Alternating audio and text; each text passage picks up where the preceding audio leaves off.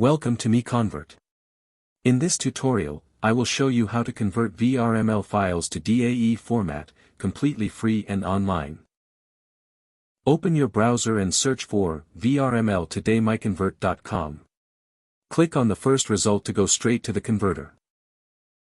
You are now on the VRML to DAE converter page. The interface is clean and easy to use. Let's upload a file. Click the Choose File button. A file picker will open. Select the VRML file you want to convert, then click Open. Your file is loaded and ready. You can see the file name, size, and destination format. Click Convert now to start the conversion. The conversion is in progress. You can see the progress bar moving.